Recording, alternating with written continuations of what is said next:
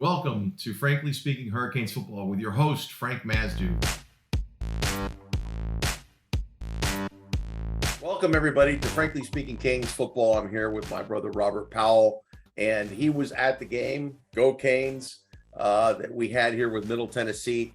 We have some observations from that game, from the shock and awe, the total devastation that was left behind from that game. And it's going to be a raw, as Rob likes to call it, a raw video. We're going to go over quite a few different observations. Like I said, he was there. Unfortunately, I wasn't able to make it, so I watched it on a recording. But I want Rob to share with us and the audience. But before we get started, please hit the like, subscribe, and share button and the alert so that you get the alerts when we have a video that's up. And Rob, I'm going to go ahead and ask you to share your initial observations of let's look at the first half. Start with that. Hey, everybody. Thank you for joining. Yeah, Frankie couldn't make it because he's a businessman. He has other obligations. He has to do other things in the real world, right, Frankie? Yeah, unfortunately, yeah. I'm a working stiff. That's what it is. Yeah. But yeah, so it didn't take long for those of us who were there in the stadium, as well as those who were, watching it on television, to realize that something was wrong, right? You're talking your first three possessions, really your first two, where there was a disconnect at the QB level. Now, we sat there in hopes that, okay, it's just the first two plays. We have plenty of time to come out of this. Yes, disappointment, but the struggles continued throughout the entire game. Hats off to Middle Tennessee. They played a fantastic game. We'll talk more about some of the remarks that were made by the coach and what our impressions are on that, but we'll talk more about that later. But Frankie, you asked me about my impression. The impression that I got from the first three plays remained consistent throughout the entire game. It never looked as though the Canes had a handle on the game at all. Never. Even with the kick return, that was desperation. I mean, they never seemed like they was able to get control, not of the game, of themselves. It was disjointed. At times, it didn't look like they knew what they're doing. As a matter of fact, when they made a quarterback substitution, the two running backs ran into one another. I saw that. And that was the summation of what took place on the field. Some of you who are watching this probably don't remember the Three Stooges or Laurel and Hardy, but they awfully did skits where no one knew what the other was doing. Who's on first, what's on second, that whole skit. And that's how it felt. And I'm talking disjointed from coaching to the players. And that's how it felt the entire game. Now, the gut or the love for the team, you are hoping, okay, they're going to get through this. They're going to get through this. But as that clock began to tick, and now we're in the second half, and you're seeing no sign of life.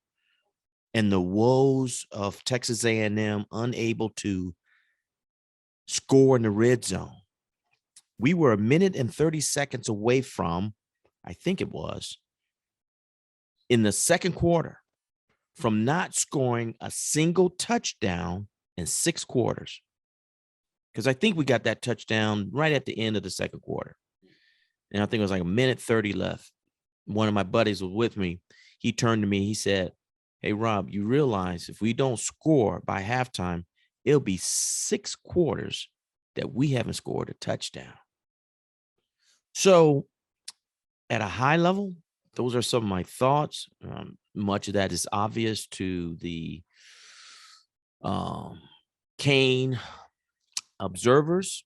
Nothing I'm sharing is probably new, but as we talk, we'll get into more depth about what we believe some of the issues are, and we'll go from there.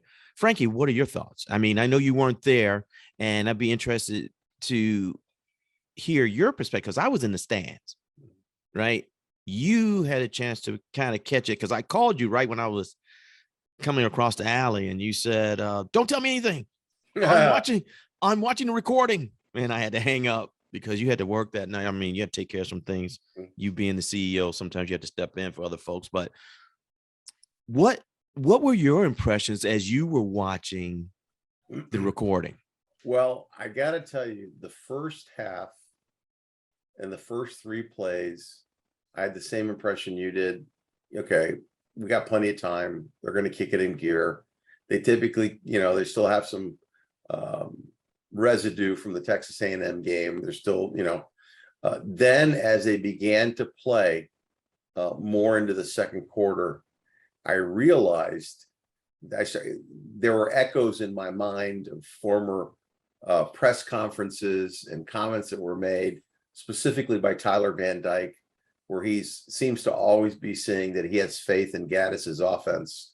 And I know from years of experience that when someone is constantly making a statement, usually they don't fully believe it themselves when they're constantly selling it. And that's what I felt. I felt like he's not buying into the system. He looked like a deer in the headlights. The other thing that concerned me was when he went back to the sideline, there was no sense of urgency. There's no conversation with other players. The receivers aren't huddled around the quarterback. He's sitting at the bench. And by the way, at the beginning of the game, for whatever reason, because there was a rain delay or something, the camera angles, they didn't have all their crew out there. So you had camera angles from a distance, then they started to zoom in. So you started to see the reaction of the players. It was almost like a practice that they were having in the middle of the summer at the end of fall camp, where they're wrapping things up and you're just tired, or fall, or I should say, yeah, not fall camp, spring camp, where you're just wrapping things up. Yeah, you're getting ready to go for the summer and you just want to get out of there. You just want to finish up. And so everything's kind of half-hearted, not really any sense of urgency. So when I saw that, I started beginning to get concerned. And then after that, I said, this is looking terrible. So I Googled the score, and then I didn't watch the second half for a while because I knew what was coming. The only reason I wanted to watch the second half was to see how Jake Garcia did. But you made some comments to me that kind of rung true. At the beginning, I started thinking from a coaching perspective and a team management perspective. This is Cristobal's first year. They're implementing a new defensive system, a new offensive system. They've marshaled a tremendous amount of financial resources. They've hired an exceptional coaching staff, which nobody can deny. They really have. Whatever your faith in Gaddis or whatever your faith in Steele, these guys come with a pedigree. They come with experience.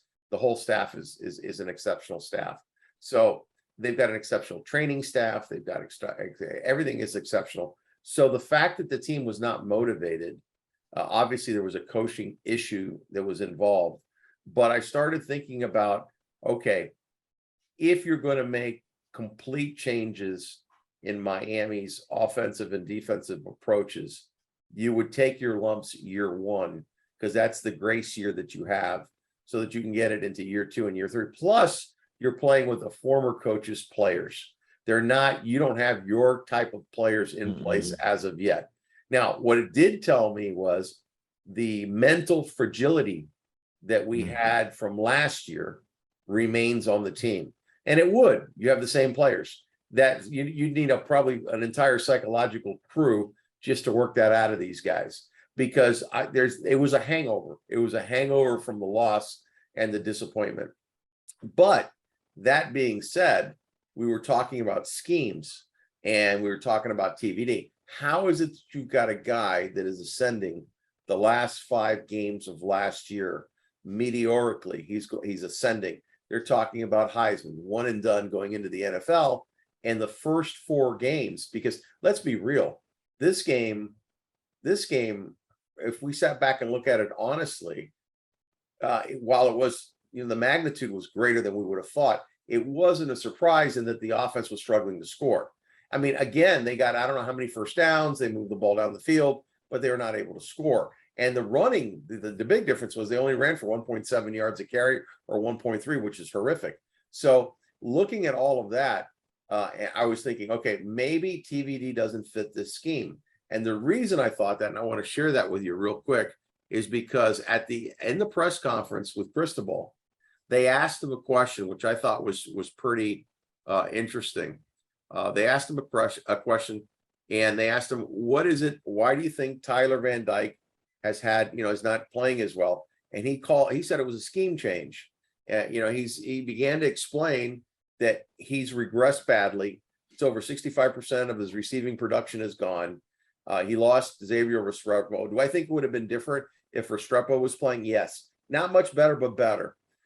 He's working hard to get better. But he talked about scheme. So then the question becomes, one of the things that he did when he came to Miami was he praised TVD profusely because he believed in him. I honestly believe one of the factors that draw, along with it, it's his alma mater and all that, is that you've got to have a quarterback. And he believed that he had not only one, but he had two quarterbacks, especially with TVD. So to your point, Robin, you made a great point. If your scheme takes a Heisman candidate quarterback who had a great year last year backwards, then it's coaching and scheme, then you need to look at that and you need to figure that out. And so I think that this week they're going to look at that. Now they're in a tough spot because they're married to the coach. You're married to the player for a year or two, but you're married to the coach because this is year one of a 4-year contract. So you're married to the coach. Do I think that TVD is going to play next week? I don't, or in the next 2 weeks after the bye week. I actually think that they're going to start out Jeff Garcia. Do I think that precludes him from coming off the bench if Garcia stumbles? No, I think he'll come off the bench. But I do believe you have a point, and I want you to share your point because you did some research. I think there's something tangible in what you said about Gaddis's offenses and some of the things that you've read, because the defensive side, they had a breakdown. Again, I'm gonna call that defensive, not based on scheme. That's based on mental fragility. And by the way, we were playing man to man. We got roasted and toasted. Okay, our 4-star plus talented secondary and corners got outran, got roasted and toasted by Middle Tennessee. Not one single player on that roster would have been able to earn a scholarship to Miami. They outran them. I'll leave it with this, and then I'll ask you to comment. They outran them. They outcaught them. They out physicaled them. Everything. Going to the physical side, I honestly believe that on the physical side, the offensive line and the D line, it's just like a heavyweight boxer. When you go into the ring and you go 15 rounds, they didn't have their legs. The only thing that there was no drive. There was all, we lost the line of scrimmage and they were being pushed back by inferior competition. And it was because they had no leg drive. I thought they had lost their legs. Now, I don't know if they're pushing them hard during practice between games. I don't know. And that may be part of the conditioning. But when you see guys that are slower in the game than they normally would be, it's leg drive. When you're looking at leg drive, it's conditioning and maybe not getting enough rest. That may be part of it, but that's not to make an excuse. I'm not making any excuses for them. The coaching job was horrific because they didn't get them up. They didn't make any adjustments at halftime to change anything. And by the time they put in Jake Garcia, it was too late. It was a foregone conclusion. So they were slow on the trigger. They were slow to make adjustments. Flag became the Corey Flag that we knew last year. What's his name? Our buddy Ivy. Ivy became the Ivy that we knew last year. Okay. So, there are some practice players that are tremendous practice players that aren't great game players, and vice versa. So I just wanted to share that with you. And I wanted to get your thoughts on what you discovered about Gaddis's offense, what you've read, what your thoughts were, because you're correct. It's hard to find a great quarterback. When you find one that's playing really good in a system, typically they'll mold the system to the quarterback.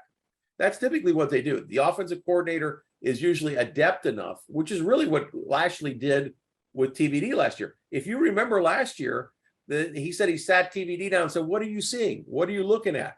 And then he let it rip. He said, I understand what he's looking at. And he didn't change his throwing motion.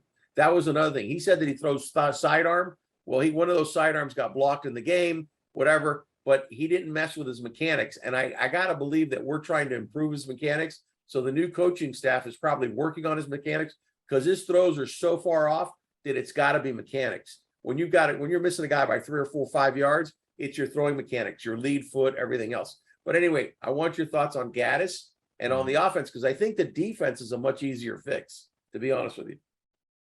Yeah. On the Gaddis side, his offenses requires for his quarterbacks to make reads, right? It's not like the offense that Lashley was running last year. It was like you had maybe 2 reads, right? And then you know where the play is going, most likely, right? Here, it's about what's happening in that backfield, what's happening with the linebackers, your D end. I mean, there's a lot that he has to read. And I think, one, that's why the throws are high. They're in front of the guys, and he's not looking them off. That very first interception, he was focused more on the completion than the entire scheme, because the guy wasn't open. Right. The guy wasn't open. Now, I saw a video clip that said that it's somewhat of the play calling too, because they had 2 receivers in the same spot. They both curled. It was a double curl, and the one on the inside is the go-to. And they do it on both sides, and I forgot what the play is called. And the problem is, on the short side of the field, you can run into exactly what happened. And a quarterback must be able to read that. Say, am I going to be able to get that ball there before the other guy? Because the guy who picked it off was the guy that was checking the other receiver. He peeled off his receiver. That's how close they were. Right? Versus running that same play on the larger side of the field, you have a greater chance of making a completion. Or the other receiver takes his man out of the play by going upfield. Then that would have been open. But those are things that are in the dynamics of the play calling, as well as the quarterback being smart enough to say, it's not there. So I think he was more about the completion.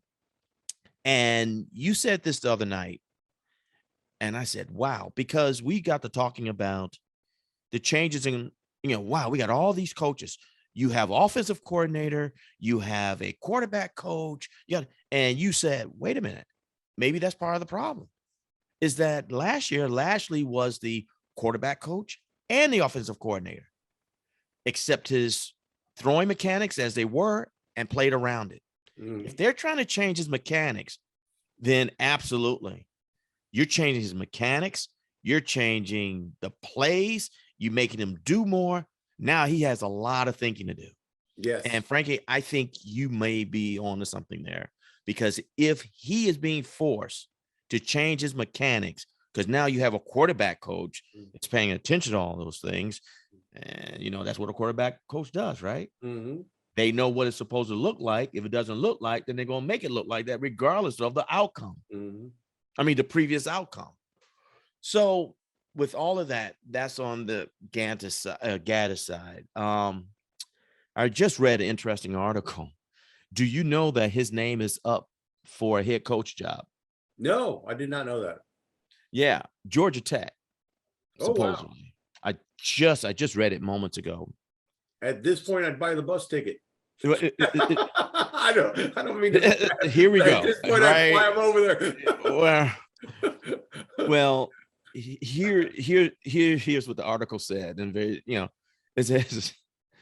said he may not be in contention because of the results of the last 2 games at Miami. Say, wait a minute, he's not really doing much there. They came and scored touchdowns in 6 quarters, right?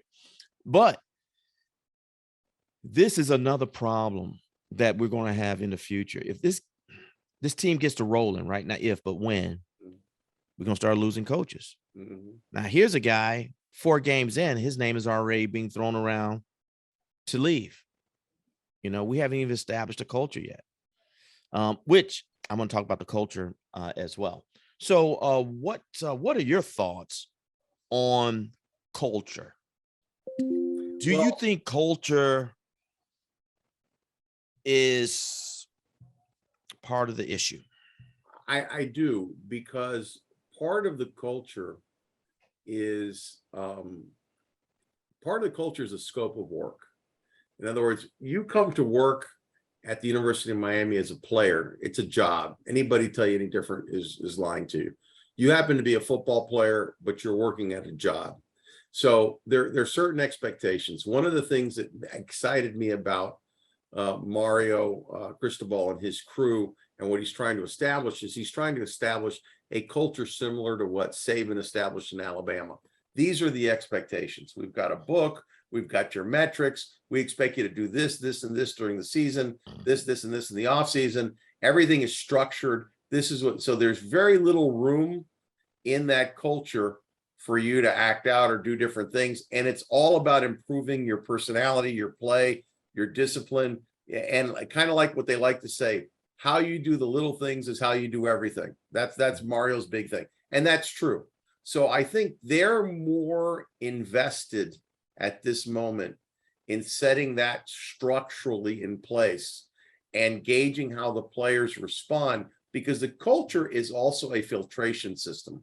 You're going to get guys that are on the team that initially are going to go with whatever they say, like employees, okay? Like any place where you bring in a new executive staff, or they're going to come in, they're going to say, yeah, I want to be part of the team, blah, blah, blah. Now, that executive staff may say, I expect you to work on weekends when we call on you. Well, okay, I'll do that. They've never done that before. Or I expect you to do this, or I expect you to do that. I expect this report, I expect this. So all of a sudden the metrics start to drop in and the expectations and responsibilities kick in, and then you get a drop off. You may get a drop off of 30 to 40% of your staff, which begins to turn over because of your culture. When you start to implement your culture, you're going to force, because of stress, individuals that don't buy in to walk away. And that's what the culture is designed to do as well, because it's designed to build a team. I believe, and we forget about this, even though we've had a lot of turnover with the transfer portal, I believe the majority of the team, the vast majority, is a Manny Diaz culture, which was a rah, slap you in the ass. Hey, we'll get them next time. Don't worry about it. Lacked a lot of discipline, didn't have the same, and to Manny Diaz's defense, he didn't have the budget, the structure, the staff. He didn't have anything in place to change that culture. As a matter of fact, the culture he had was probably the only culture you could have based on your staffing levels and the commitment that you had at the University of Miami to begin with, because your culture is based on the commitment of your organization. If your organization is loose and cost, let me put it to you this way, it's cheap, okay? Let's call it what it is, and you have very limited resources to make changes, well, you've got to take what you have, and like Gary Stevens said, the offensive coordinator for the Miami Dolphins, you gave me, you want me to make chicken salad with chicken shit, okay? It's not going to work, okay? It's not, and so what's happening now is the culture has to change. The pieces, the talent, the assets will come when the culture changes. So I don't think they're really invested the way most people would think in the wins and losses this year. They're more invested in year 3. They're more invested when they get their recruits in, that they funnel through the system, they funnel through the culture. They want to make sure that everything's structured. So when I get my guys in, I get the maximum out of them. I'm willing to go through the hard knocks this season. I'm not going to accept any deviation from what we're putting in place. And what you're getting in the last game was what I call deviation. The players are saying, hey man, we busted our ass, for this Texas A&M game. We lost. We're tired. You got to let up the ropes. You got to let up. And they're not letting up. And I think part of that process is, part of that process, if you're not going to let up, we're tired. We're just gonna go through the motions, and you're gonna find like Frierson was on the sideline. I don't know if you saw it. Gilbert Frierson was on the sideline, huddled with about 30 players, trying to get them motivated. So your team leaders will rise to the top. The guys that want to be there. And I would not be surprised if you see a few guys go into the transfer portal in the next couple of weeks, because this is just too hard for them. You don't know that when you come in as a new coaching staff. Everybody says yes, yes, yes. But as you start to put in the hard work, and you say, you're not done at 4:00. You got to go to 8:00. No, you're not done doing this. You got to do that. All of a sudden, as the season goes on, they're saying, like, I'm not really that in love with the game to sit here and do all this crap. I'm going to go somewhere where it's a whole lot easier. So I think the team quit on them on Saturday. I don't think you can say it any other way. The guys out there pretty much quit that day on Saturday. I'm not saying that they quit on the entire season. I'm saying that day they quit. There was no buy-in. Well, I'm sure there's a few exceptions, but the offensive line, the defensive line, fatigue will make cowards of us all. And I think there were a lot of guys that were fatigued, and the coaches probably were fatigued also with the Texas A&M. So I think that's part of what's happening. So the process is more important than the wins and losses this year. And you said it a dozen times. You said they're not going to turn it around this year. I'd say 8-4 because it's the same chicken salad that we had last year. They're just doing something different. No, seriously, you said, Rob, you said it. Yeah. And you said our expectation should be year 2 and 3. And you're 100% right. We got hyped up because we thought we could Band-Aid some things through the transfer portal and that coaching could make up the difference. Truth of the matter is coaching does make a difference when you've got the talent. But if there's a big talent and the commitment, and you always said it, we've had talented players. But you know what? I think the difference between a 4-star at Miami and a 4-star at Alabama, they're both 4-stars, right? There may be a half a point, a quarter point difference. The difference is that guy that Alabama got is a hard-nosed football guy who's gone through some metrics, and we got the leftover in a lot of cases, okay? So the guy that they didn't take is the guy that's here. There's a reason. So they know when they go to Alabama what the expectation is. Miami, the expectation has always been party school, South Beach, I can run into my own players and get away with it. Nobody's going to, I'm not going to be held accountable because I'm a superstar. I can walk through that. Those days are over. And so what's happening now is they're challenging for the guys, the cream at the top. They're challenging for those guys, and those guys who have that kind of commitment, dedication. They're like, we're going to go to a school that's going to win. We don't give a crap. We want a culture where they drive us, and because our goal is NFL. That's our goal. A lot of these guys, they may have that in their mind, but they don't know what it takes to get there. And so I think that showed itself in Saturday's game, because a team like Georgia, a team like Alabama would have an off day and squeak out a 10-point win. Okay. But they'd win. The difference is these guys don't know how to win a tough game. They've not won. They don't have the mental, one thing that Jimmy Johnson was a psychologist by trade. I don't know if you know that. At the university, he graduated with a psychology degree. I think one of the things that happens with a lot of kids is you're fatigued. And for everybody, you're fatigued, your body gets tired, mentally you get tired and you wear down. Part of what they have to coach these kids up is mental toughness. I saw a mentally weak team starting with your leader at quarterback, and it could be because of fatigue and confusion and everything else, who knows what, but that was an extreme, there was no reaction from TV. It was almost like he mailed it in as well. He was confused. He was, I didn't see him throwing his helmet on the ground. I didn't see any emotion. Remember the game? You remember the game last year when he cried because they lost? Do you remember that? He sat on the bench and he had tears coming out of his eyes. Did you see that in this game? No. Nope. You didn't see it because he doesn't believe in Gaddis, in my opinion. Let me ask you this question. That is an interesting view, because I do not recall him saying repeatedly his belief in Lashley's system. Never said last year. He never had to. He came right in and he produced. So maybe it is some of that where he was trying to convince himself that he can do all right in the system, because maybe there was an internal belief that, hey, I don't really feel comfortable, but if I say it loud enough and I say it many times, I may be able to overcome that. That is a psychological thing.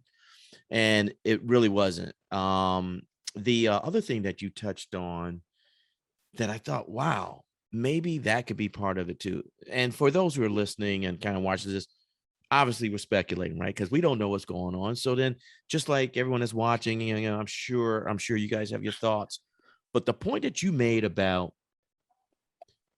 the fatigue, if they're not used to hitting it hard after a game, right? Like you came out of Alabama, you made a mistake. We're gonna correct this. We're gonna start. You don't have that day off. You watch film, practice later on that day, and every day up to until we get it right. They get there and they're like, oh my goodness, I am done mentally. Right. And as things started to fall apart, they gave up. Yep. Gave up. Well, geez, I'm tired anyway. That's that self-talk. Yep. Hard to imagine at that level that can happen. But if he's driving them as hard as I think he's driving them, yeah, he is. Because his comment, if you remember, after Texas A&M, he said, if you're not staying after catching 100 balls, talking about the receivers, it gave you a glimpse into what his expectations are to push towards perfection. Once a gap is recognized, then we're going to correct it. We're going to do everything we can to correct it. So on the culture side, other than, I believe that is the most difficult thing to change of an organization. Culture. You can have different strategies. You can have different tools. You can introduce technology. You can change people around. But until the culture is rooted and embraced, and everyone across the organization knows what that culture is and knows how to behave and get the most out of that culture, the organization will just kind of be blowing in the wind. And I think we're seeing this with Miami right now. You're shifting from one culture to the next, and it's totally different. It's totally different. So the identity isn't there. Not sure how to embrace this culture. Not sure if I'm buying into this culture, and I don't know if I want to be a part of this culture. And all of that manifests itself into the play on the field. Because look at your top 5, top 10. One thing you can say is that definitely through the top 5, the culture is established. Forget about the players.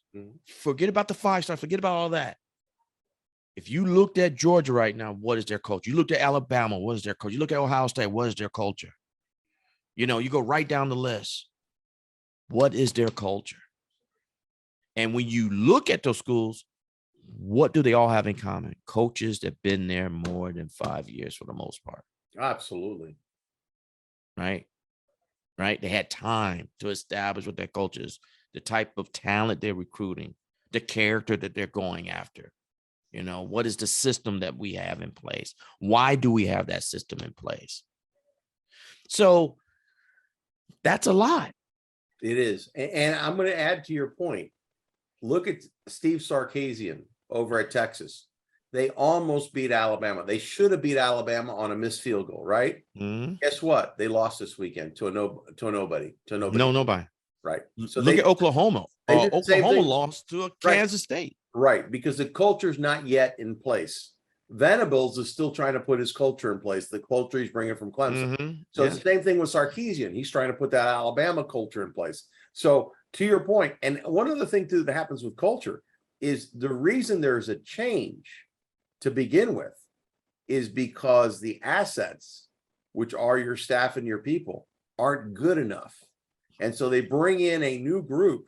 So I'll be quite honest with you. Sometimes it's more efficient and effective if you can do it. Most times you can't, because you got to keep the ship moving. Same thing with a football program. But sometimes it's more efficient to clean house.